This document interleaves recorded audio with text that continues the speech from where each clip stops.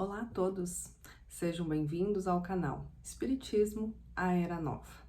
Hoje, o nosso quinto encontro do estudo continuado do livro O que é o Espiritismo.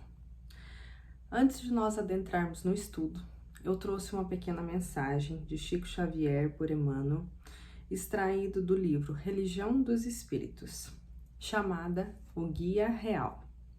Na procura de orientação para a conquista da felicidade, lembra-te de que não podes encontrar a diretriz integral entre aqueles que te comungam a existência terrestre. Nem na tribuna dos grandes filósofos, nem no suor dos pioneiros da evolução, nem na retorta dos cientistas eméritos, nem nas vestes dos sacerdotes abnegados, nem no bastão dos pastores experientes, nem nos decretos dos legisladores nobres, nem na palavra dos juízes corretos, nem na força dos condutores da multidão, nem nas arcas dos filantropos generosos, nem na mensagem reconfortante dos benfeitores desencarnados. Em todos, surpreenderás defeito e virtude, fealdade e beleza, acertos e desacertos, sombras e luzes. Cada um deles algo te ensina, beneficiando-te de algum modo, mas, igualmente, caminham vencendo com dificuldades a si mesmos. Só Jesus é bastante grande e puro para ser seguido como Mestre e Senhor. Só Jesus, eis o nosso guia real. E nós pedimos a Jesus que nos guie neste estudo, que nos inspire, que esteja conosco, que abra o nosso coração para o amor que Ele nos traz e a nossa mente para o entendimento necessário. E que assim seja. Muito bem, nós vamos dar continuidade do ponto onde paramos no nosso estudo anterior. E a pergunta seguinte, da página 11 da edição que eu tenho aqui comigo, da ID, é a seguinte: o visitante. Podemos nos enganar, iludir-nos, sem por isso ser louco? Allan Kardec fala. Falai claramente, dizeis, como tantos outros, que é um capricho que tem seu tempo. Mas convireis que um capricho que em alguns anos ganhou milhões de partidários em todos os países, que conta com sábio de todas as ordens, que se propaga de preferência nas classes esclarecidas, é uma singular mania que merece algum exame. O que Allan Kardec quer dizer com isso? Ele falou assim, que pode se enganar, se iludir, dizer que é loucura. Ele fala, tudo bem, é loucura, mas está nas classes mais esclarecidas, nas pessoas que têm mais tempo, condições, e as pessoas não só nas condições financeiras, mas as pessoas que têm mais vontade de se debruçar sobre o estudo. E em pouco tempo tem milhões de adeptos. Será mesmo uma ilusão? Então, Allan Kardec chama aqui o visitante, né, o nosso crítico, a nossa personalidade aqui crítica, para que ele raciocine nesse sentido, né? Uma verdade que se espalhou para muitas pessoas, com a mente aberta para o entendimento em pouco tempo. E seguindo no diálogo, o visitante fala o seguinte: só lembrando para você que está chegando hoje pela primeira vez, nós adotamos como pedagogia a leitura para quem não tem a obra, ir acompanhando todo o conteúdo, e a gente vai dando pequenas paradas quando a gente acha conveniente, a gente avisa vocês, tá bom? Visitante: eu tenho minhas ideias sobre o assunto, é verdade. Elas, porém, não são tão absolutas que eu não consinta sacrificá-las à evidência. Eu vos disse, pois, Senhor, que tendes um certo interesse em me convencer. Eu vos confessarei que devo publicar um livro onde me proponho demonstrar ex profexo. Ex profexo, abrindo um parênteses, significa com verdadeiro conhecimento de causa.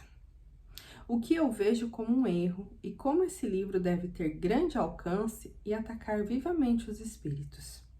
Se eu chegar a ser convencido, não o publicarei. Olha só o que o crítico traz até Kardec. Eu tenho a minha ideia, Mas se você me convencer ao contrário, tá tudo certo. Eu tenho um livro aqui escrito que eu pretendo publicar, mas se você me convenceres com as sessões que eu pedi para assistir, eu não publicarei.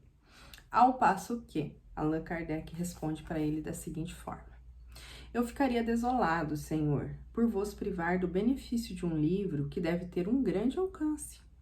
Eu não tenho, de resto, nenhum interesse em vos impedir de fazê-lo, mas lhe desejo, ao contrário, uma grande popularidade, já que isso nos servirá de prospectos e de anúncios. Quando uma coisa é atacada, isso desperta a atenção. Há muitas pessoas que querem ver os prós e os contras. E a crítica a faz conhecida daqueles mesmos que dela não sonhavam. É assim que a publicidade frequentemente, sem o querer, aproveita aqueles aos quais se quer prejudicar. A questão dos espíritos, aliás, é tão palpitante de interesse e ela espicaça a curiosidade a um tal ponto que basta mencioná-la à atenção para dar o desejo de aprofundá-la. Olha só o que Kardec deixa claro para ele. Que bom, publique o livro, né? Ao contrário, tu não irás prejudicar a doutrina, as bases e que ela tem. Ao contrário, vais ajudá-la a que mais pessoas conheçam, porque realmente as pessoas têm curiosidade. Ah, mas se alguém tá falando mal, por que tá falando mal? Quais são os pontos? Será que isso aqui é bom, não é bom? Por que tá chamando atenção? Entende? Algo inconsciente nosso do ser humano. Quando tem uma crítica a algo, eu vou ver, eu vou verificar, eu vou, chama minha atenção, eu vou estudar sobre. E às vezes, muitas pessoas lendo a crítica falam assim, não, mas espera aí, eu também penso dessa forma. Será que isso aqui não tem sentido? Veja que Allan Kardec deixou ele livre, se ele quisesse publicar, que ele publicasse, que não tinha problema, ele não tinha nenhum interesse na não publicação do livro. Indo adiante, o visitante fala o seguinte: então, segundo vós, a crítica não serve para nada? A opinião pública não conta para nada? Aí o visitante ficou intrigado, ele levou um susto. Como assim? A crítica não serve? Aí o Kardec responde: eu não considero a crítica como a expressão da opinião pública, mas como uma opinião individual, que pode se enganar. Lede a história e vereis quantas obras-primas foram criticadas quando apareceram, o que não as impediu de permanecerem obras-primas. Quando uma coisa é má, todos os elogios possíveis não a tornarão boa. Se o espiritismo é um erro, ele cairá por si mesmo. Se é uma verdade, todas as diatribes não farão dele uma mentira. Vosso livro será uma apreciação pessoal sobre o vosso ponto de vista. A verdadeira opinião pública julgará se é correta. Por isso, quererão ver, e se mais tarde for reconhecido que vos enganastes, vosso livro será ridículo, como aqueles que se publicou recentemente contra a teoria da circulação do sangue, da vacina e etc. Só dando um pause aqui na resposta de Kardec. Quantas teorias surgiram, que foram grandemente criticadas e que depois foram comprovadas e que são utilizadas hoje em dia para o bem comum, para a sociedade, Quantos matemáticos trouxeram muitos cálculos, muitas coisas boas para a humanidade, todo mundo revidou, ninguém quis, ninguém aceitou, todo mundo criticou, por não conhecer verdadeiramente, e que hoje são essenciais ao nosso mundo e à criação de novas tecnologias, não é mesmo? É isso que Kardec coloca ele. Você pode publicar, mas olha quanta coisa já foi provada ao contrário, Aí ele ainda fala, vosso livro vai ser uma apreciação pessoal, do vosso ponto de vista.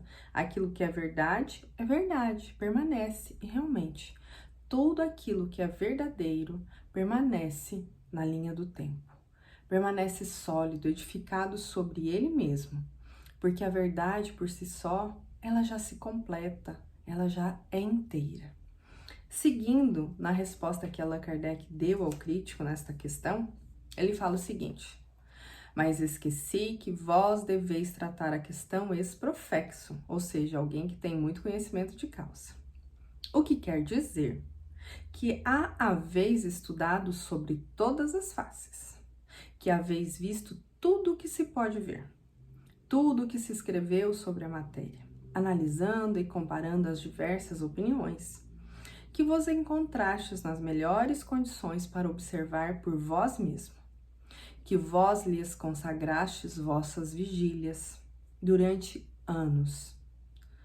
Em uma palavra, que não negligenciastes em nada para atingir a constatação da verdade. Eu devo crer que assim o é, se sois um homem sério, porque só aquele que fez tudo isso tem o direito de dizer que fala com conhecimento de causa. É verdade, dando mais uma breve parada aqui. Lembremos que no estudo anterior eu comentei que eu amo neurologia, mas que se eu conversar 2 vezes ou 3 com o neurologista, eu não vou entender de neurologia, não vou entender do funcionamento do cérebro, das sinapses, como que forma, como que funciona, porque eu não tenho aquele conhecimento, não tenho uma faculdade, não dediquei anos de minha vida atrás daquele conhecimento. É o que Allan Kardec propõe a ele. Se tu dedicastes vossas vigílias, ou seja, deixastes de dormir, de descansar para ir atrás daquilo que lhe interessa, se você não negligenciou em nada, aí você tem conteúdo e argumentos o suficiente para tal. Seguindo em frente. Ainda na resposta de Kardec, o último parágrafo desta pergunta. Que pensaríeis de um homem que se erigisse em censor de uma obra literária sem conhecer literatura? De um quadro sem ter estudado pintura? É de uma lógica elementar que o crítico deva conhecer. Não superficialmente, mas a fundo. Aquilo de que fala, sem o que sua opinião não tem valor. Para combater um cálculo, é preciso pôr-lhe outro cálculo, mas, para isso, é preciso saber calcular. O crítico não deve se limitar a dizer que tal coisa é boa ou má. É preciso que ele justifique sua opinião por uma demonstração clara e categórica, baseada sobre os próprios princípios da arte ou da ciência. Como poderá fazê-lo se ignora esses princípios? Poderíeis apreciar as qualidades ou os defeitos de uma máquina se vós não conheceis a mecânica? Não, pois bem. Vosso julgamento sobre o espiritismo, que não conheceis, não teria mais valor do que o que fareis sobre essa máquina. Sereis a cada instante preso em flagrante delito de ignorância, porque aqueles que o estudaram verão, consequentemente, que estáis fora da questão, de onde se concluirá ou que não sois um homem sério, ou que não sois de boa fé. Em um e em outro caso, vos exporieis a receber desmentidos pouco lisonjeiros para vosso amor próprio. Aqui Kardec dá uma explanação, eu ia falar a palavra aula, mas enfim, Kardec dá uma explanação de forma resumida como um crítico deve se portar, quais são os conhecimentos que o crítico deve ter realmente, não importa se é de uma máquina, da arte, de uma ciência, a pessoa precisa ter total conhecimento sobre aquilo, senão não tem como ela criticar, né? Ela precisa aceitar aquilo que alguém já estudou, porque senão ela vai criticar, aí outra pessoa vai rebater, vai dar um argumento, né? Pró ou contra. Mais uma vez, por exemplo, se eu criticar um neurologista sobre a postura no trabalho dele, ele vai falar, tá, mas isso, ele vai me falar termos técnicos, dos quais eu não tenho domínio e conhecimento. Entenda que para que eu possa ter uma crítica, ser um crítico de algo, eu preciso ser daquela área profissional, não é mesmo? Assim são os críticos de cinema, os críticos de arte. Não basta a gente ver uma pintura aos nossos olhos de pessoas leigas.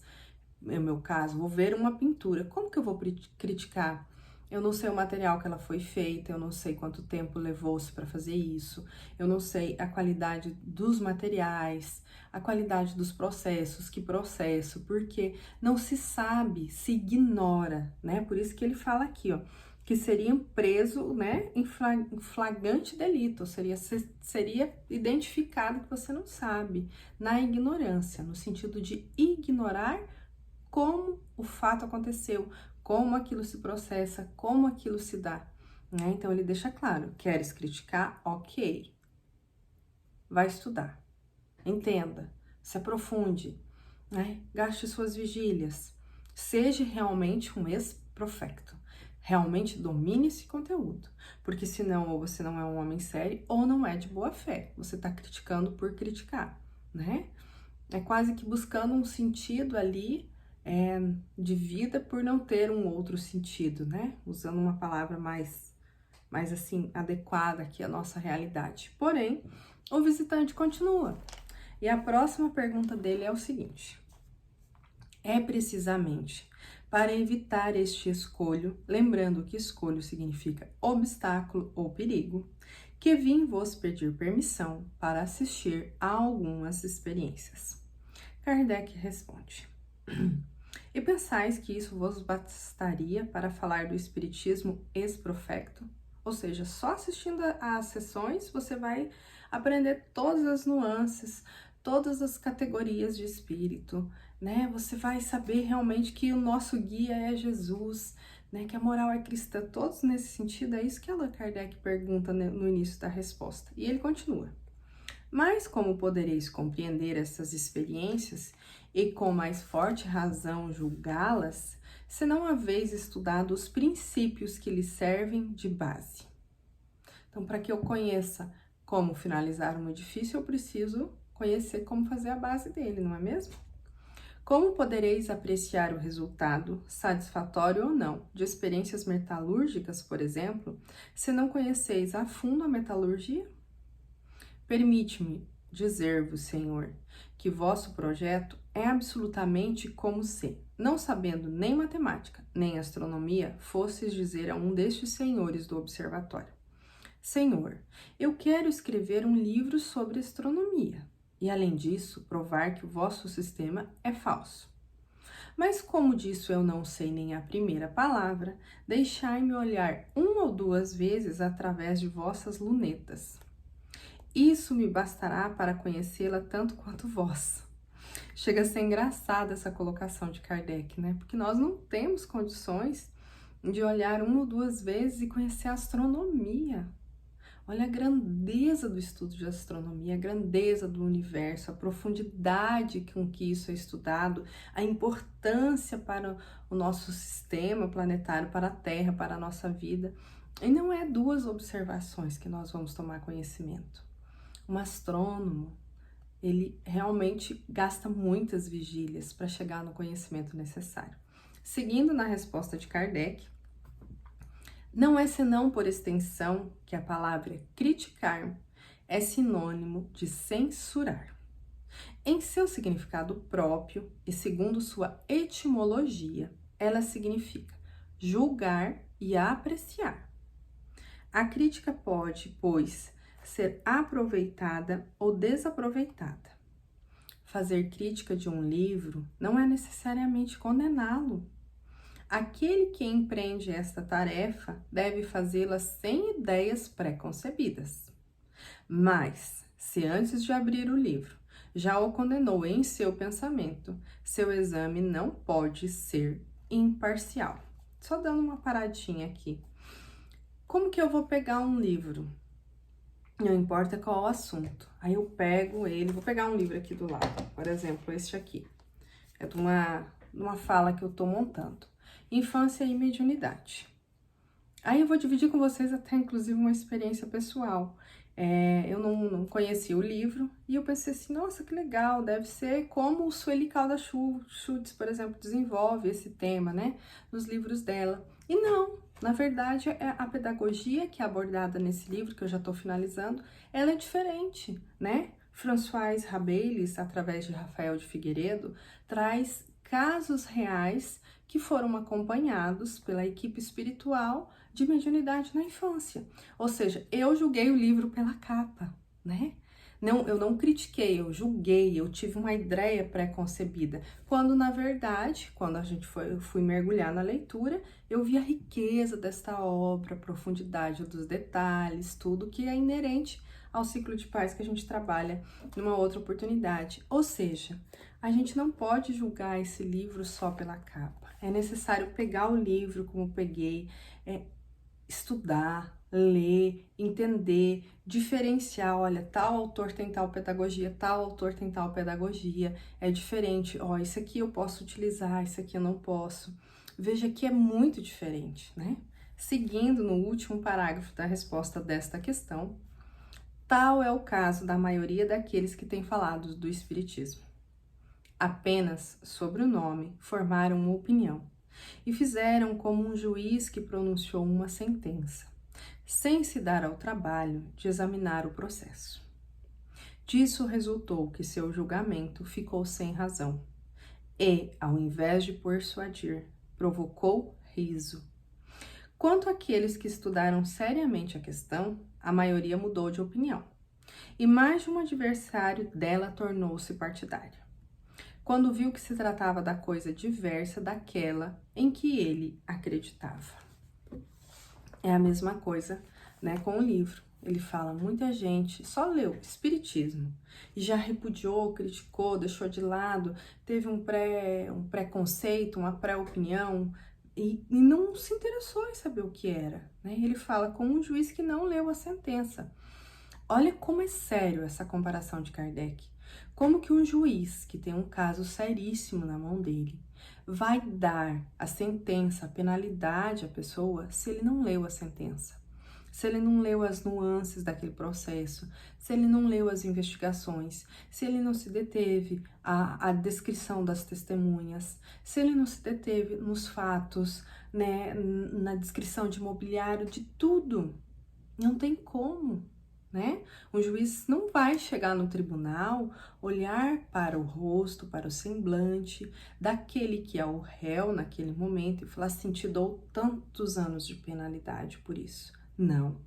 Ele vai chegar no tribunal com o processo estudado, com o processo avaliado, com as anotações feitas, com as ponderações feitas e vai ser feito todo um julgamento. Que eu não vou entrar em detalhes, né? Que é escutado vítimas, que é escutado réus, advogados, testemunhas, complexo, para que depois seja feita uma nova avaliação, para daí sim o juiz chegar numa conclusão. Veja a complexidade desse processo, né? E ele compara as pessoas que falam do espiritismo, que chegam e já colocam de lado, a esta complexidade desse processo, né? Não é simples, não, eu não vou repudiar apenas pelo nome, né? Ou vou chegar para alguém e falar assim, nossa, vocês realmente acreditam em Deus? Claro, lógico, a moral é cristã, é de Jesus. Jesus é o nosso guia real, né? Ele trouxe a moral, as leis de nosso Pai Deus para a Terra. E o Espiritismo é cristão. Então você não vai poder chegar e julgar o livro pela capa, não vai poder julgar, o juiz não vai poder dar só olhando para alguém, né? Então ele coloca aqui no final, quanto aqueles que estudaram seriamente a questão, estudaram seriamente, como a gente está fazendo aqui. A gente está fazendo um estudo continuado e sério, né? A maioria mudou de opinião. E mais de um adversário dela tornou-se partidário. Ou seja, de um adversário que foi estudando seriamente, entendendo o processo, entendendo as causas, entendendo os porquês, os paraquês, o como se chega, o como se processa, ficou partidário. Peraí, isso aqui faz sentido. Isso aqui tem lógica, né? Isso aqui responde às minhas questões internas, responde aquilo que eu tô vivendo, que muito me atrita, que muito me dói. Aí ele segue, quando viu que se tratava de coisa diversa daquela que ele acreditava. Ou seja, não basta acreditar sem estudar seriamente. Estudar realmente com dedicação, com afinco e seriamente, né? Não é ficarmos 24 horas estudando, não, mas termos este estudo continuado. No nosso caso, uma vez por semana, 30, 40 minutos no máximo, né? É o tempo de, às vezes, a gente fazer um serviço doméstico e colocar aqui o vídeo e ir escutando, ir assimilando, ir argumentando também dentro da gente, e buscando o PDF da obra, como a gente falou no vídeo anterior, para ir acompanhando aqui a leitura, para ir também tirando as suas dúvidas, para que a gente possa ir pisando num terreno que a princípio nos parecia mais escuso, mais neutro, pisando num terreno mais seguro e formando nossas bases, as nossas opiniões e vendo que se trata de algo realmente sério, comprometido com a lei de amor, de justiça, de caridade. Seguindo para a nossa última questão do estudo de hoje. O visitante fala o seguinte, só um minutinho. Falais do exame dos livros em geral. Credes que seja materialmente possível a um jornalista ler e estudar todos os que se lhes passam pelas mãos? Sobretudo quando se trata de teorias novas que lhe seria preciso aprofundar e verificar? Igualmente exigirias de um impressor que lesse todas as obras que saem de suas impressoras? Kardec responde: há um raciocínio tão judicioso, eu não tenho nada a responder, senão que, quando não se tem tempo de fazer conscientemente uma coisa, não se deve envolver-se com ela. E que é melhor não fazer senão uma coisa bem do que fazer 10 mal. Olha só como Kardec foi claro. E eu acrescentaria, pegando uma fala numa psicóloga minha, que depois se tornou amiga, não é que a gente não tem tempo, às vezes a pessoa não quer, não tem vontade, então ela não faz, entende?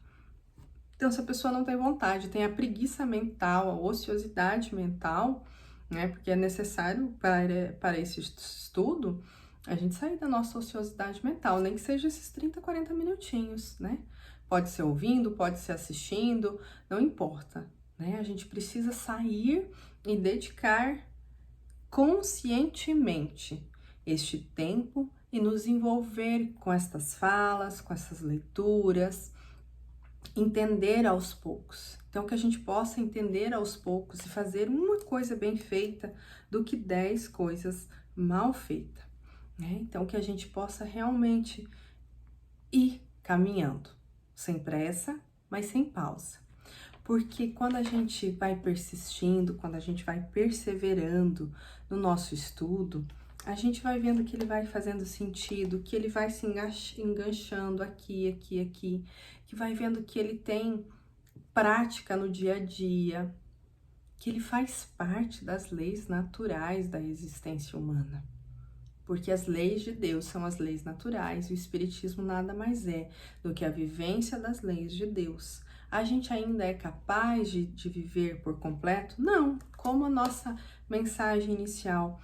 Por mais que tenhamos muitas pessoas que nos deem um exemplo, que sejam realmente grandes naquilo que fazem, elas não são perfeitas, porque somente Jesus é puro e grande o suficiente para ser nosso mestre e nosso guia. Nós podemos sim trocar opiniões sobre aquilo que nos temos de dúvida com o nosso coração, ter amizade, tudo, mas que a gente possa sempre lembrar de que Jesus sempre vai colocar todas as respostas, tudo aquilo que nós necessitamos no nosso coração. Por isso que a prece é essencial, por isso que estar conectado com o divino, com Deus, seja na natureza, seja numa obra de arte, seja numa leitura edificante, se faz necessário no nosso dia a dia. Então, que a gente possa finalizar o estudo de hoje, vou ler novamente a resposta de Kardec, mentalizando isso. Há um raciocínio tão judicioso, ou seja, essencial, minucioso, necessário. Eu não tenho nada a responder, senão que, quando não se tem tempo de fazer conscientemente, ou seja, com consciência, uma coisa, não se deve envolver-se com ela. E que é melhor não fazer senão uma coisa bem do que fazer 10 mal. O menos é mais, né? A qualidade vem antes da quantidade. E falando em qualidade, nós vamos encerrar por aqui, porque a gente quer qualidade e não quantidade de tempo. A gente quer ir criando essa conexão, essa afetividade, esses raciocínios de forma gradativa, de forma mais leve, de forma mais tranquila. E eu peço licença a vocês para fazer a prece final e vocês quiserem acompanhar comigo, fiquem à vontade. Mestre amado Jesus, o nosso guia real, te agradeço por ter estado aqui conosco, nos inspirando, nos amparando e nos protegendo. Te rogo, Senhor Jesus, que nós possamos estudar conscientemente o Espiritismo, entender as suas leis, aplicá-la e praticá-la no nosso dia a dia, em pensamentos e atos. Cuide-nos, Senhor Jesus, ajude-nos a superar a nós mesmos a cada novo amanhecer. Muito obrigado e que assim seja. Gratidão a todos que nos acompanharam até aqui. Continuem conosco, divulguem esse conteúdo, curtam, compartilhem. Muito obrigado e que Jesus guie a sua vida em tudo aquilo que você necessitar, hoje e sempre.